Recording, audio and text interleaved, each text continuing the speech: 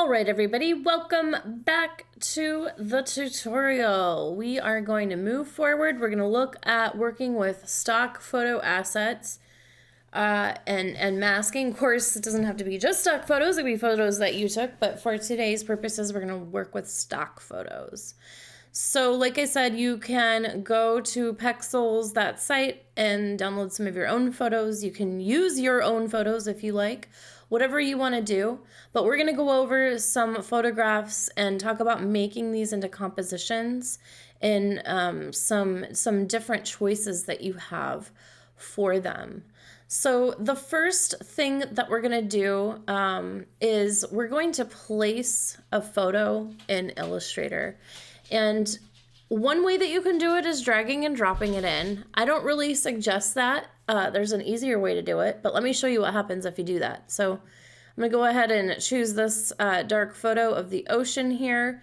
I'm going to drag it and drop it in Illustrator.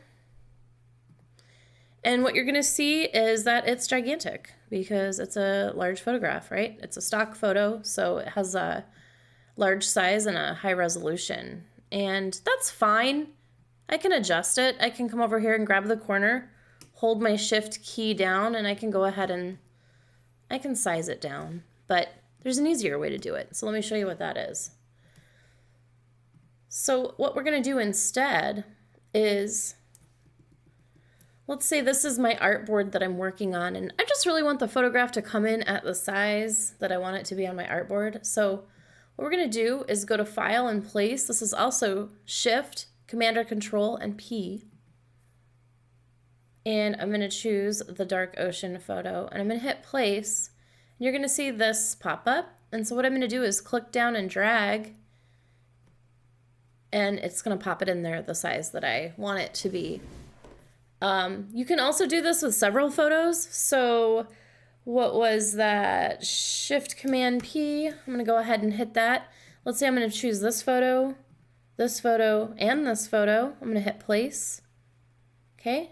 You can see I've got 1 out of 3 here. So I'm going to go Place, Place, Place. Much more easy. Okay. I'm going to delete these because I already have them in my project file. So we're going to talk a little bit about contrast and text.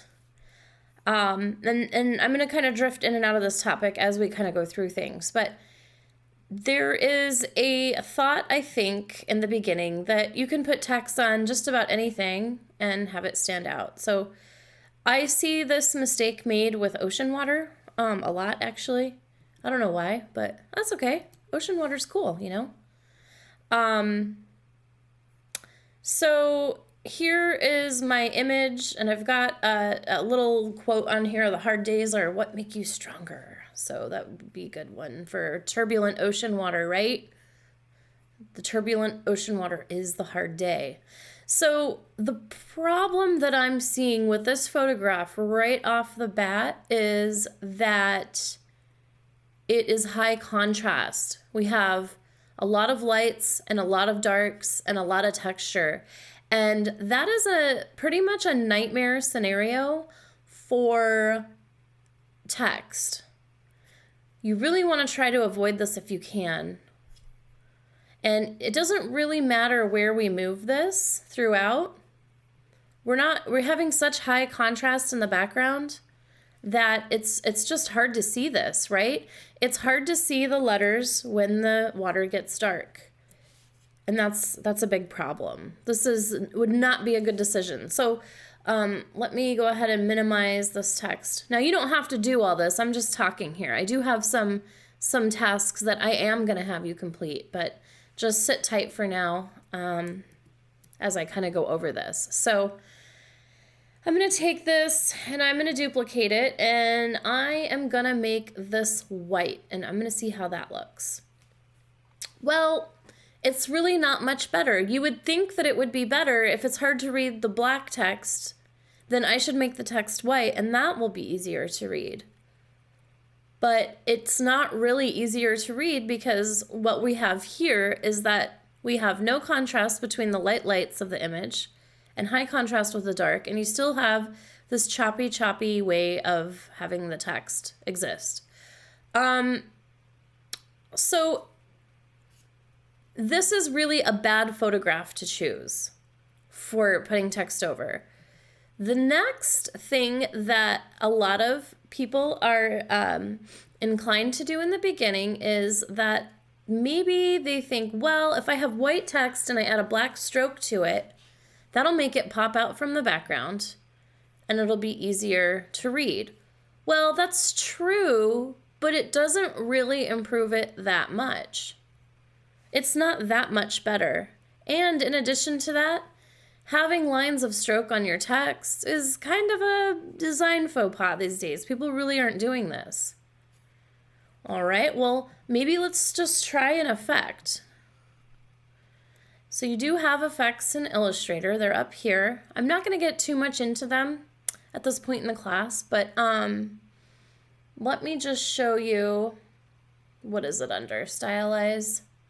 Let me just add a drop shadow. This is going to be the preferred way. You always want to do a subtle drop shadow as opposed to putting a stroke around a text, okay? This is the way to go. This is offset quite a bit, so I'm going to bring it in. I'm just going to make some adjustments here. Actually, I think I'll just lower the opacity a bit, and then I'm going to hit OK. All right, so let's look at our 4 options on this, a very high contrast image. None of these are really good. Nothing here is going to work. So what I would say, the design decision that I would say is, even though you like this turbulent water, and there are going to be a few options that you'll see here in just a bit, this is not a good image to use. You want turbulent ocean water, this is not a good one. There's too much contrast. It's just not going to work. It's not made for text. So what I suggest doing, instead of, spending a bunch of time trying to get that text to work, you find an image that's going to work better.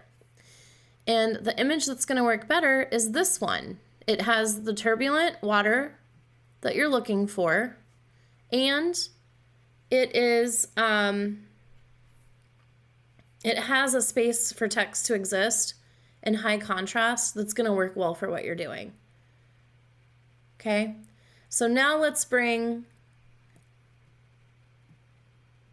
our message here, and what I need to do is I need to adjust the leading a little bit. These lines are a little bit close together for this font. See how this Y is running into this Y? So let's go ahead and adjust that. Whoops. I often, all the time, accidentally create a new text box. You just hit Command Z if you do that. Happens all the time. So I'm going to go ahead and highlight this, and I'm going to adjust the leading here. I'm going to make a little bit more space between my lines. I think there's a little bit too much space between the letters too. So, and I adjusted the tracking earlier on a font and it just kind of carried over. So I'm going to go ahead and I'm going to bring those back in.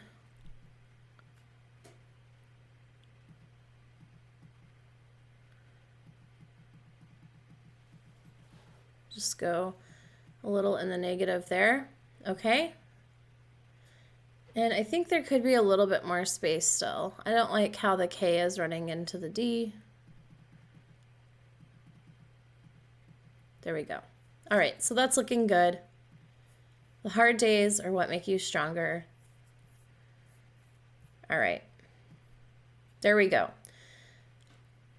I would also probably consider, this is a really tall image, so we could probably cut it off here. I'm going to show you how to do that. Not on this image, maybe on a different image. Anyways, this is the solution, is to pick a different image. You have an image with too much high contrast, it becomes problematic. If you're adding text to something like this and you're adding it over the image, this is what you need to do. This is another example. I used this sand earlier, but again, here, let's just take these 4 solutions and bring them down here. You're going to get the same situation. It's just too much texture and contrast. Okay, so this is another bad image that I would say is a bad choice. Wouldn't use it. All right, so what we're going to do is we're going to work on some masking so that we can crop these photos and make them more workable. So the first one I have is the future is now. So what I want you to do is you can either use your own photo or you can use this one. So go ahead and go to your file and place this photograph on your next artboard. I am going to just drag mine up because I already have it in here. Clearly I need to make it quite a bit smaller. So as I look at this photograph, I am tasked with adding the phrase, the future is now, to this photo somehow. But I need to make it stand out a little bit more, and I need to add some graphics to it and some color as well. Okay, so the first thing that I'm noticing is with this photograph, I don't really have anywhere to put this text. I mean, I could put it up here, it would have high contrast. But then it's smashed up in the top. And I kind of want to make these letters taller anyway. There's really no good place to put it. But I know that I want some graphical elements added to this as well. So there's a couple things we're going to do. First of all, I'm going to take this text over to the side, and then I'm just going to make it black so I can see it. What I want to do is I want to crop this photo into a square with rounded corners, basically, because I'm going to add a box behind it. And what I'm thinking, where I'm going with this particular composition, and I'll probably do the same thing, is I'm thinking like social media, right? Maybe an Instagram square or something like that. Even though it doesn't have to be a square, but let's just say that's what I'm going for. So I'm going to go ahead and grab the rounded rectangle tool. Right now it's set to a black fill with no stroke. So I actually want it to be no fill. Oh, whoops. I still have the text selected, so it's changing the elements to my text. Okay, you know what? We'll draw it and then we'll fix the elements of the square after. All right, so I know that this part of the image is going to be the focus, but I want to make sure that I can get as much in here because I want the piano to show, because it's about, you know, artists and musicians and young energy, right? The future is now type of thing. So I'm going to go ahead and let's see here.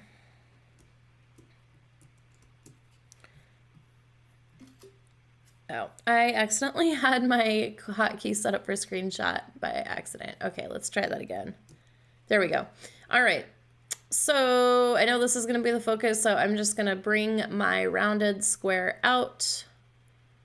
And I'm going to try to capture as much as I can, but I can't really see what I'm doing because I've got a black fill. So I am going to actually go ahead and go over here. I'm going to choose no fill. And then I'm going to make the stroke like red, something easy to see, so I can see what I'm capturing here. All right, so I've got my shape here, and what I want to do is kind of move it around to capture the image of this person. So I'm going to lose the bottom. I'm going to lose her arm and her bracelet, and that's okay, but I've got the piano. Actually move this down just a little bit more, so that's all looking good. Now I need to make a mask for this. And the way to do that is pretty simple. The other thing that I just realized is that I would like to make a new layer for what I'm working on now, because layers are a way that you can organize your overall project. And let's say I really want to organize my project by what's on my artboard. So layer 1 is pretty much what's on my first artboard. Of course, I have all my images drug in there, but I'm going to go ahead and create a second layer. And I'm going to call this layer Artboard 2.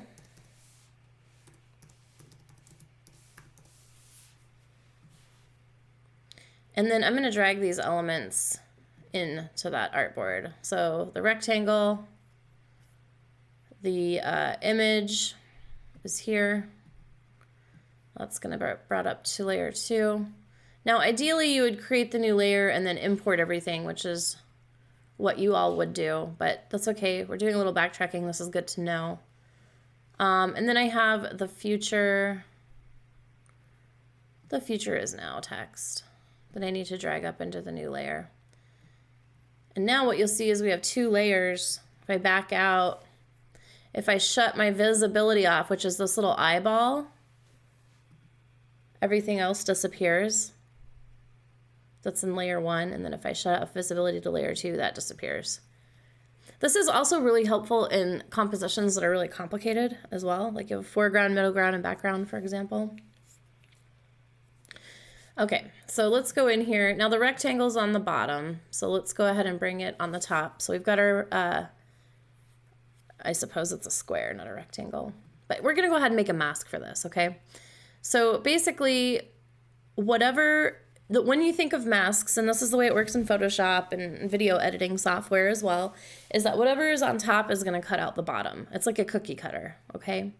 So what we're gonna do is we're gonna select the square on top, and you're gonna shift select the image on the bottom. Now the long way to do this is to go to object and go to clipping mask and say make. But it's also Command Control 7. So whatever you want to do. I'm going to say make. And you can see that it made a clipping mask. And now we have this individual neatly framed and we're ready to go to complete our composition. So now what I'm going to do is I'm going to create a square behind the portrait that is a little bit bigger. So let me see, I'm gonna back out just a little bit and let's go ahead and grab the square or rectangle tool. I'm gonna hover over the center. Isn't that nice? See how as you hover over it says center there? That can be really helpful. So I'm gonna hold down Option and Shift so it stays in proportion. And I'm going to create my square like so, and I'm going to blow it out maybe about that much. Okay, and the fill for this, we're going to go to properties, is going to be black. And it's on top, so we just need to go to layers and bring it down. You can also use this where is it? Arrange, bring to front, send to back. That's really useful too, but it does it for everything on the board. So that can be, like if you sent this black square to the back, it would drop it. Well, I suppose it drop it to the bottom of the layer. Let's see. If we have the rectangle selected and I say,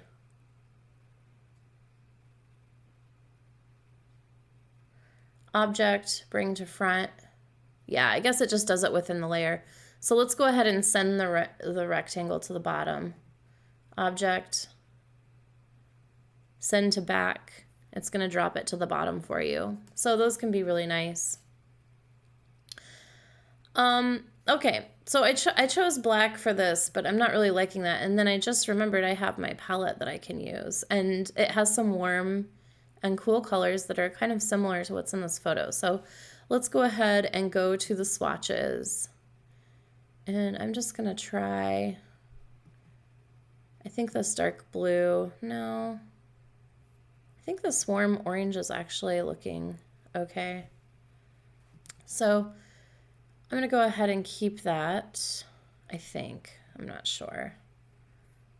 All right, so what I'm gonna do is I'm just gonna play around with the sizes of this and the color. I don't think I'm really liking this color, but I just realized I wanted to add, I had a moonlight swatch that I wanted to add, so I'm gonna add that in and see what I can figure out. So I'm not gonna be talking, but I'm gonna kind of be playing around with this here for just a moment, okay?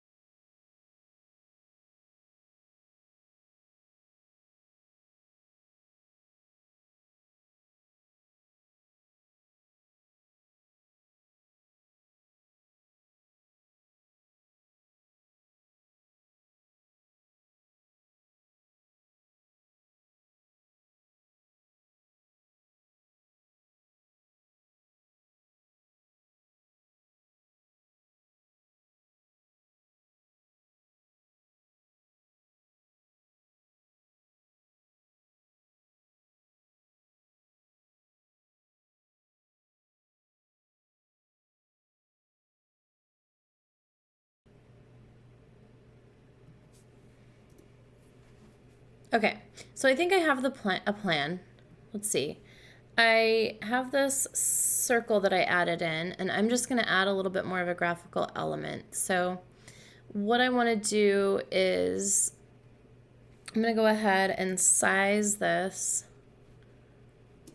Let's see. It's kind of overlaying. And then what I want to do is I want to actually add a pattern, but I'm going to change the color of the pattern. Now, patterns can get really complicated and you can do a lot of stuff with them. So I'm not going to get into like creating your own patterns necessarily here, but we're just going to kind of stick with those basic lines and dots patterns, which can actually do a lot for you, but I don't want to overwhelm you either. So anyways, what we're going to do is you're going to come down to your library here and we're going to add some stripes to this. So if we go to patterns, basic graphics, let's go to lines. You're going to see the lines pull up, and I just want to do some horizontal stripes like this, but I don't want them to be this color. So what I can do is you can see I've clicked the stripe pattern here. If you go over to your swatch panel and you double click on this, you're going to you're going to see a green line around, and what you've popped into is the pattern itself and the design of the pattern and the basis of the pattern. So what you can do is do Command or Control plus to kind of zoom in on these stripes. And if you come in here and you select them, so I'm just going to shift select these.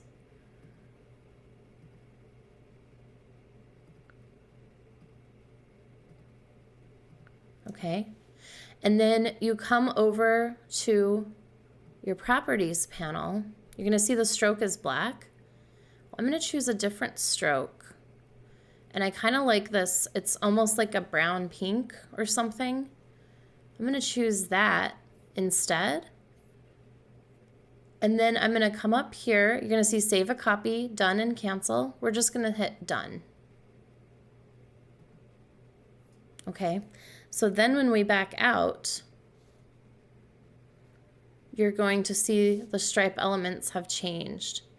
And I'm actually realizing right now that it's such a low contrast with that brown that you can't even see it.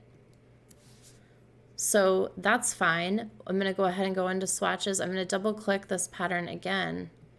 And I actually going to choose white. I think that'll actually be the best way to go here.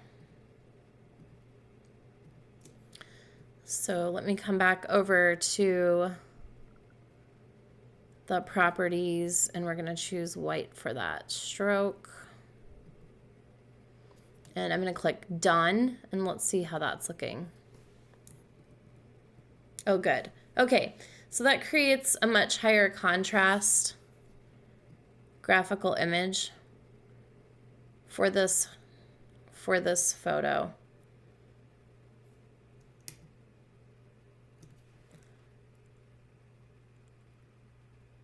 And I'm just going to hover it over.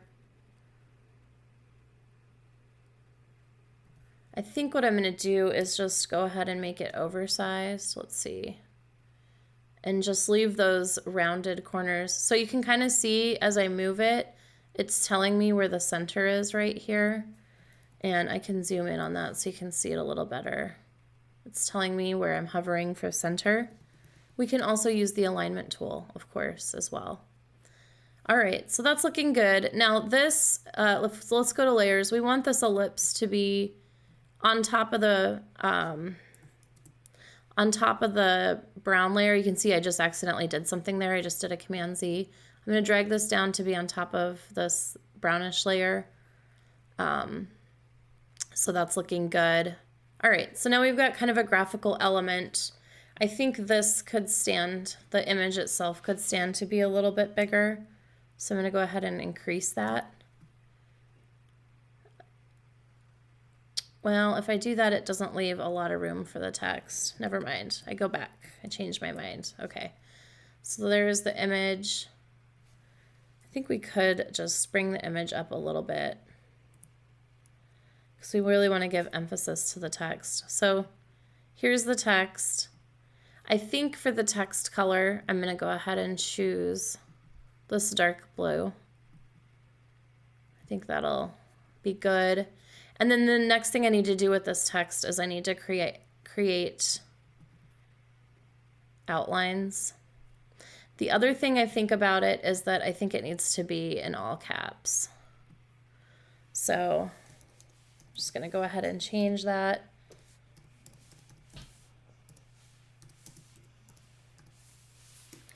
So I think that's looking a little bit better.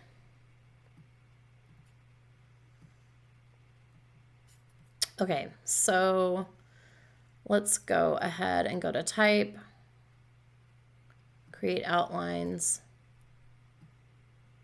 and then I'm going to go ahead and size this. It's a little bit too big. Go back in. And then I'm going to stretch it and make it a little taller. Okay, and then my guides are telling me that this object is center with my center.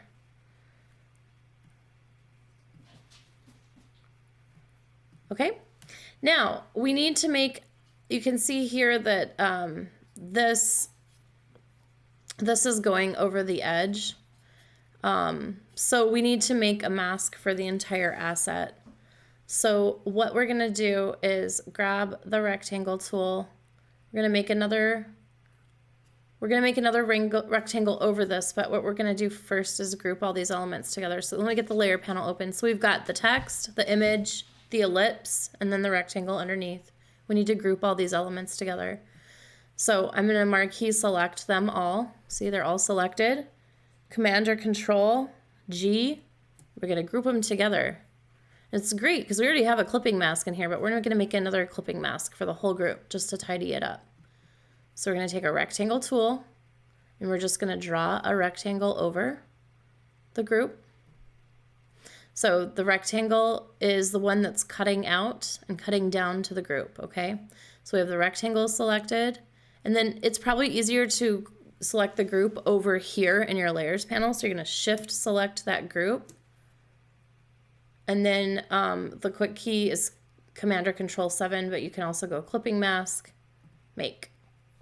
And then what you have is everything together.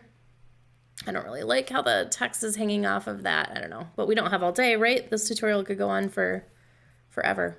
All right, so there's one element.